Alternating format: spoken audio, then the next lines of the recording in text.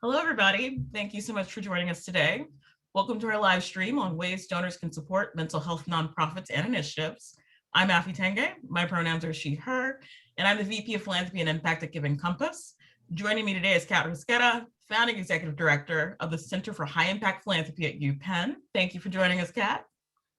Great to be here. It's become clear that the pandemic will have a long-lasting and significant impact on our mental health, and it already has. Social distancing, isolation, disruptions in education, and ongoing anti-Black and AAPI racism ensure that mental health will continue to be a crisis in our communities long after the pandemic. Providing equitable and culturally relevant support is critical at this time. Fortunately, there are nonprofits doing meaningful work to strengthen mental health systems and to address issues of inequity and access. Today, we'll discuss the impact of the pandemic on the mental health of various communities, the disparities in access to services, and solutions for donors to invest in. Before we get started, Kat, can you please share a bit about yourself and the Center for High Impact Philanthropy? Sure. So as Afi described, I'm the founding executive director of the center, which is based here in the University of Pennsylvania in our School of Social Policy and Practice. I came to Penn to launch the center 15 years ago after a career that spanned the nonprofit social sector and the business sector. So I worked in community development and venture philanthropy, started a program in the San Francisco Bay Area that recruited and supported people on nonprofit boards of directors, particularly folks who are typically not tapped, so younger people and people from communities of color. And like the founders of the center, have a Wharton degree. Afterwards, I was at McKinsey for several years.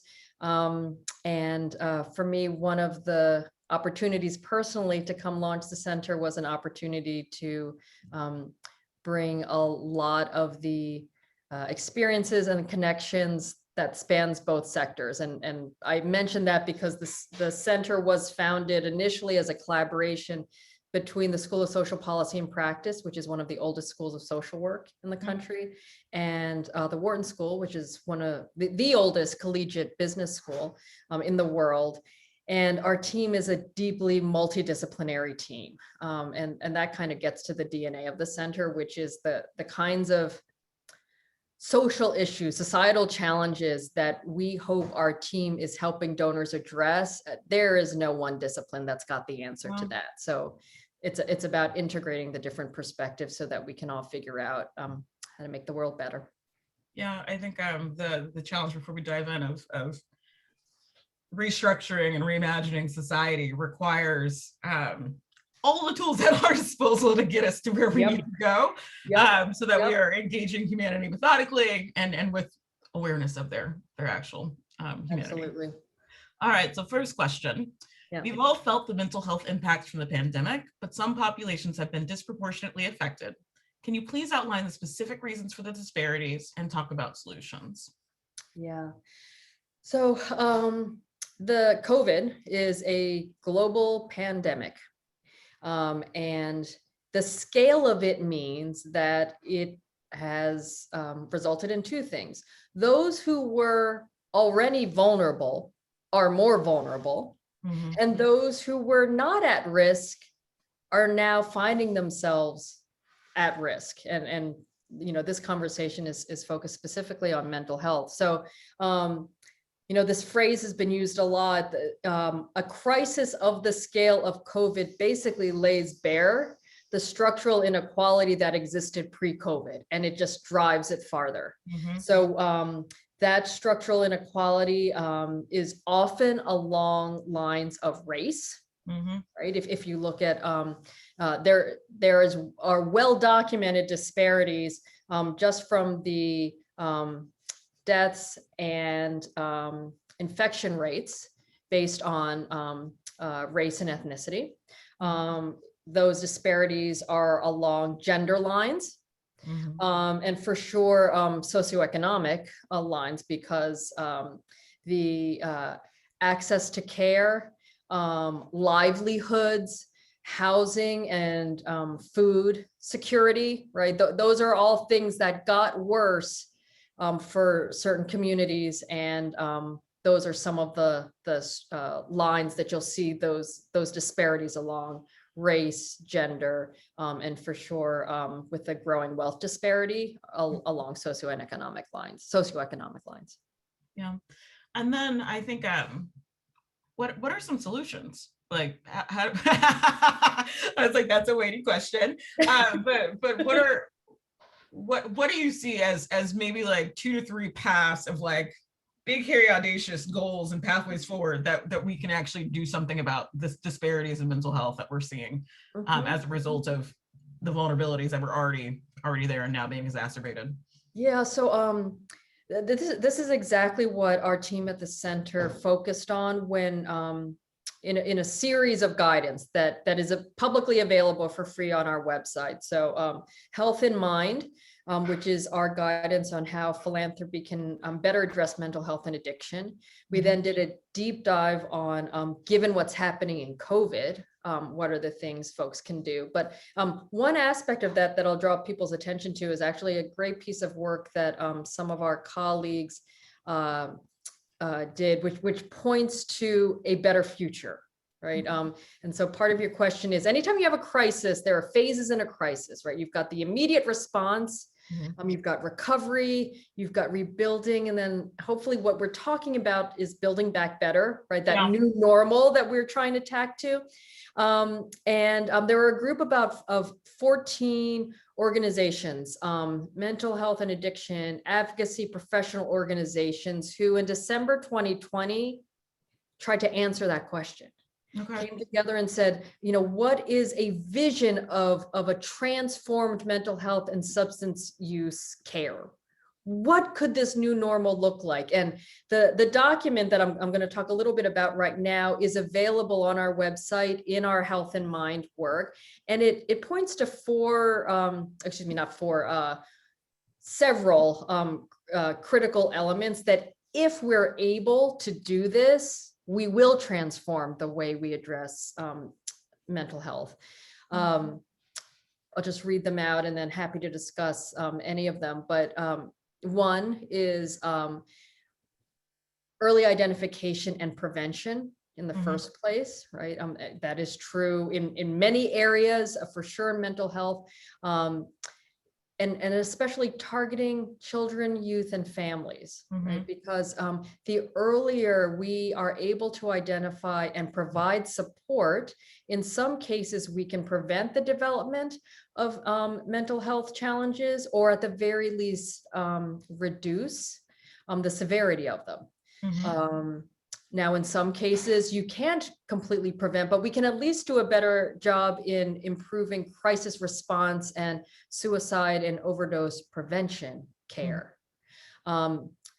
We just talked about disparities, right? Equity, centering equity in all of this work, right? So we don't see, we break down some of the disparities and structural inequality that exists in the way we provide care or make care even accessible. Integration, right? Sometimes the reason why, a lot of times mental health, it's almost like not even considered health. Or it's not even considered as part of education, or it's not linked to incarceration or homelessness. But in reality, it is. It's everything. Right? So how do we integrate the supports so that you don't have to go separately to have mental health care or challenges related to mental health and addiction treated, that it is integrated into the other supports that we know everybody needs to thrive. Parity, right? So sometimes one of the reasons why people aren't able to access quality care and supports that could prevent mental health challenges is because, for one, it's not covered in the same way, right? And then standards, right? There's because of stigma, and because stigma means that people don't necessarily share what they know about what works, what they know about what didn't work, right? There's not as much transparency so that we can hold all caregivers and systems to a high standard of care. And then, of course, none of this works unless we have a larger and more representative workforce providing that care, right? So those are the elements. If we addressed all of those, right, that becomes the foundation for a very different way that we would address mental health, particularly in this country. Yeah. Thank you for that. So I'm going to skip one question and then go to the next because you answered it.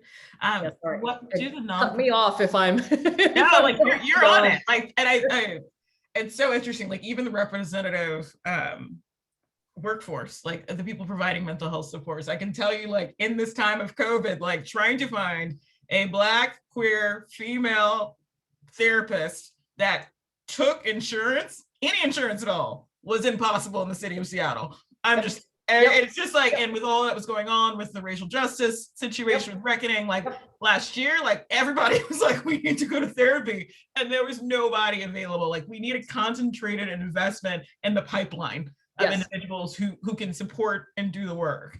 I mean, that just your experience is what is playing out everywhere. And just that one example, you touched on parity, right? Mm-hmm. Is my insurance, is this going to be covered by insurance, right? I actually have insurance, like. And it's not even covered, right? No. You access, where can I find this person, right?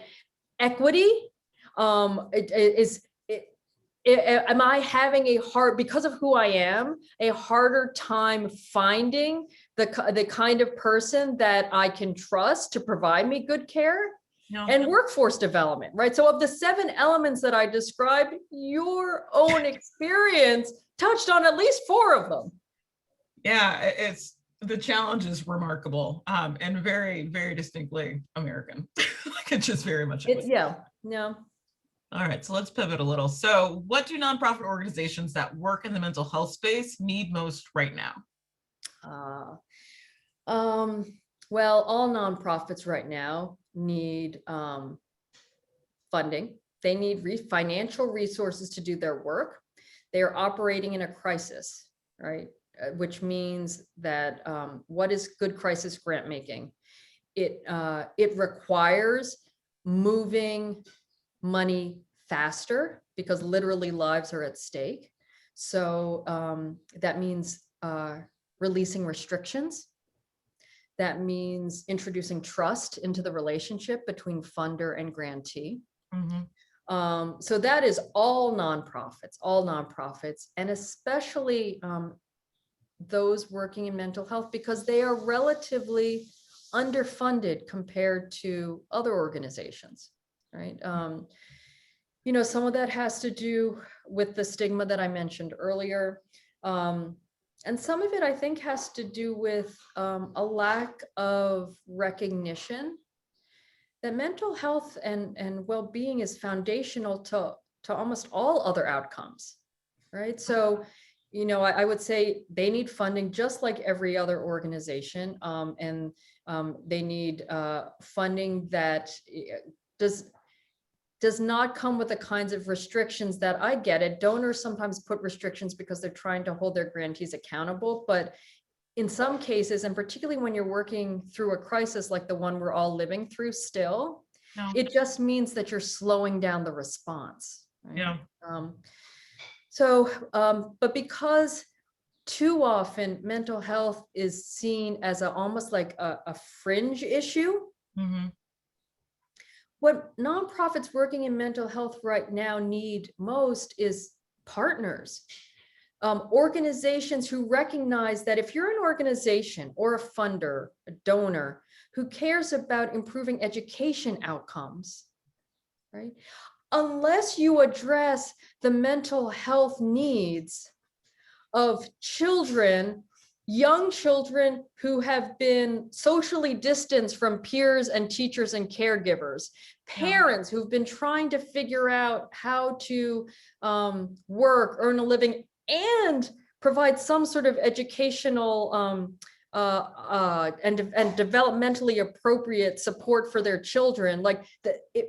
You cannot improve education outcomes without addressing the mental health of those children and those caregivers, right? We cannot reform the criminal justice system or end mass incarceration unless we address mental health, because right now we basically criminalized mental health. So instead of receiving appropriate care, too many of our prisons are filled with people who are simply being warehoused without access to care, right? So those are the two things nonprofits who are working on mental health issues need. They need financial support to do the work that they're set up to do. And they need more partners who can integrate considerations of mental health into the other cause areas that we know donors care about. Yeah. All right. Next question for you. As we talked about these nonprofits, I think it'd be great to get an idea of what makes them impactful. What do you look for in these organizations that are successful, and those that you share on your site? Yep. So there are a lot of great organizations out there whose kind of unit of analysis is the nonprofit. Mm-hmm. What's a great nonprofit? And I serve on the board of Candid, which has lots of rich information on nonprofits. Charity Navigator just acquired Impact Audits, right? Nonprofits, GiveWell, nonprofits. For us, we actually don't start with the nonprofit. We start with the social impact. Mm-hmm. So we start with what's the change in the world we seek? We meaning all of us, but our target audience are donors and funders. So we start, this is the series of questions we ask in order to identify great nonprofit organizations. We don't start with what's a great nonprofit working in mental health. We instead start with what does success look like? Yeah. What are the evidence-based strategies that we know have led to improvements in mental health? When there have been improvements in mental health, what did it take? Mm-hmm. Because no donor has sufficient resources to tackle everything. We always say, okay, then when we know what it took for that success, what did that actually mean in terms of dollars, mm-hmm. right? What was the, can we get a sense of the link between cost and impact? Mm-hmm. And after answering all those questions, we then say, now that we know the evidence-based policies, now that we know that they've worked and for whom, now that we know what it took to get that success, and we have examples of programs or organizations or networks, we know what it cost for that success. Yeah. Then our last question is, what are nonprofits operating consistent with that body of evidence? Mm-hmm. So that's how we find the organizations, but we don't start with what's a great nonprofit working in mental health. Yeah. Start with, because there's actually much more evidence around the strategies and approaches of what works and what doesn't work. That's actually all out there. Yeah. Then there is specific ongoing analysis of every nonprofit that could help. Yeah. No, I think that there's something, I used to work at Teach for America, and the reality of backwards planning, like everything is not what you just said. Yes, like, how do we back this up? Let's start with That's right. Well, and another reason we do it that way is because for sure there are some donors who are wondering, okay, I just want to know a great nonprofit that's working in this area. I don't care where they are. I just want to know my money is doing good somewhere for some group. And that's when a list of nonprofits working in mental health that have been vetted is helpful.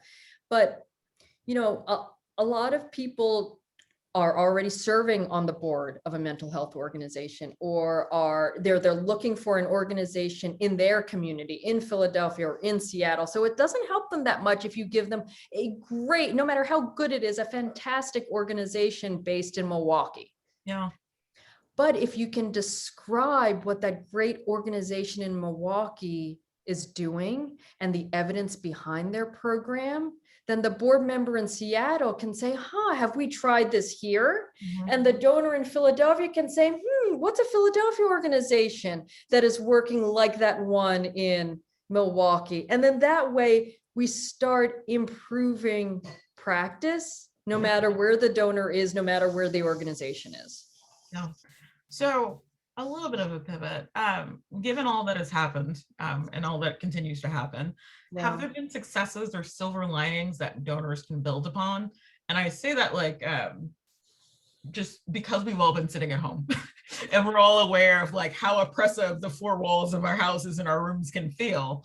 Yeah. And all the tumultuous reality of what was going on with democracy and racial justice reckoning and everything else. Like, I think everybody, I feel like it pushed America to be like, I need to talk to someone. And so I'm like, are there successes or silver linings that donors can build upon given this very specific moment?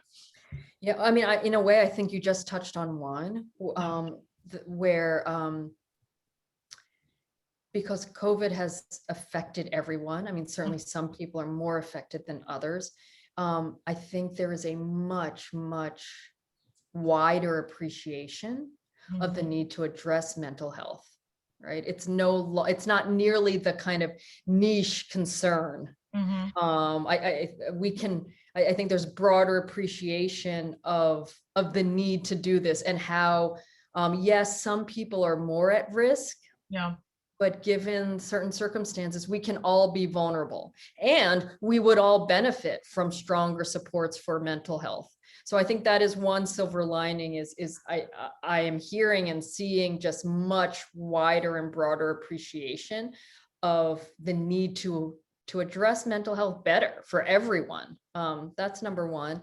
And then I think specifically that, a lot of clinicians that we spoke to have long been frustrated of that insurers and even and other institutions, insurers wouldn't pay for and institutions wouldn't provide telehealth. And now not only have those restrictions loosened because they needed to due to COVID, but I think there have been some great advances in our understanding of how and when and where to provide not just telehealth in terms of clinical appointments, but also other types of messaging and support that that can help us, that can help everybody access services, get better information, and for doctors help manage patients and patient care. So those are two silver linings that I'm seeing from COVID. Yeah. So May is both Mental Health Awareness Month and Asian American and Pacific Islander Heritage Month. We've seen recent violence against the AAPI community, as well as continued anti-Black racism in places like Minneapolis and across the country. How should we be thinking about mental health resources for these communities? Well, I go back to that vision, that unified vision that our colleagues articulated. There are kind of compounding factors, right? For certain communities. Some of the communities you mentioned had disproportionately higher rates of COVID, deaths due to COVID.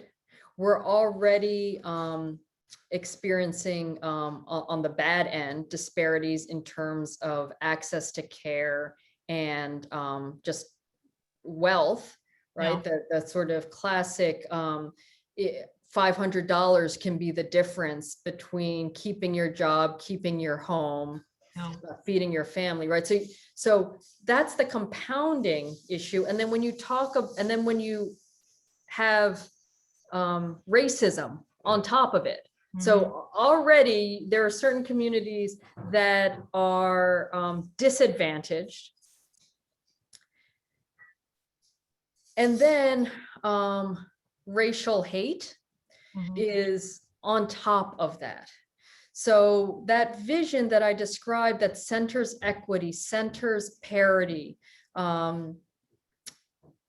expands and diversifies the workforce. Yeah. That begins to address what you're describing are some of the disproportionate poor outcomes that certain communities have experienced and are experiencing now. Yeah. So let's talk about narratives. Mm, We know that there are unhelpful narratives everywhere across backgrounds when discussing mental health. In my yeah, community, we grew up in church. Mental health issues like depression and anxiety, those are things you prayed about, not things yep, you talked about, and definitely yep, not things you paid for. yep, So right. how has COVID exacerbated these disparities? I mean, what hasn't COVID exacerbated, but how has COVID exacerbated these disparities as we think about race and culture and ethnicity, both in access and uptake and engagement? Yeah, yeah. Well, I mean, I don't know. I know in terms of poor outcomes around risks of mental health challenges, risks of addiction challenges for those who are already at risk, for sure, COVID has exacerbated. Yeah, There's, I don't think anybody on our team at the Center for High Impact Philanthropy would do the work that we do if there wasn't a very deep, hopeful and optimistic, yeah, right, streak in us. And my hope is that as more people who maybe never thought of themselves as being at risk of mental health challenges yeah, were and are, or saw people around them because of the scale of harm that COVID brought on, that it'll loosen up, yeah, right? Some of the negative, well, loosen up some of the bias and the stigma associated with mental health, and yeah, hopefully start shifting the narrative, and sort of, instead of viewing mental health as, the mental health challenges mhm, as that scary thing that you don't talk to other people about, that you try to avoid, yeah, right? It becomes something that we now recognize. Part of being human is being susceptible to it, yeah, depending on the circumstances. Um, that we all benefit when there are better supports for everyone. yeah, And that frankly, mental health is health, yeah, right? It's this notion that like, it's, we've got physical health and mental health. Well, we've all experienced now like what it feels like to be concerned about our own well-being. yeah, Um, and no person can thrive without having strong and good mental health, which is health, yeah, right? And which is foundational to every other outcome donors care about, yeah. right? So that's even with the kind of darkness that we've all experienced, that's where I hope, that's the lesson that I hope that we take from the moment that we're in now. Right. Last question. Any Okay. final advice for donors? Uh, um, uh, if you are a donor already committed to mental health, to improving mental health, and you haven't yet, I would say, check out our resources, particularly on health and mind in COVID. And hopefully you will pick up some other partners there that you might not be aware of. And if you are doing work, that's a live resource. Yeah, I would encourage you, if there's are things you're seeing, supports that need to be provided in communities, and you're not seeing it on our guidance, then please reach out to us at the center.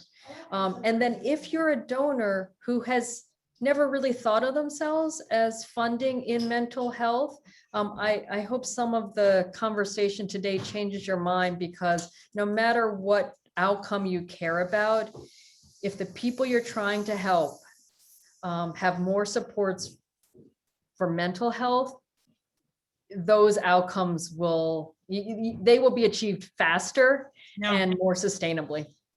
great. So we're just about out of time. So I want to thank you again, Kat, for taking the time to Thank speak with me you. today. Thank you. For those of you who want to learn more about mental health and COVID-19, please visit the Center for High Impact Philanthropy at impact.upenn.edu.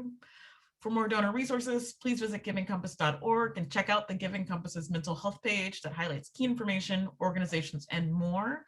Thank you for joining us today. I hope you enjoyed your time with us. Thank you, Kat. Have a great day, Thank everybody. you. Thanks, everyone.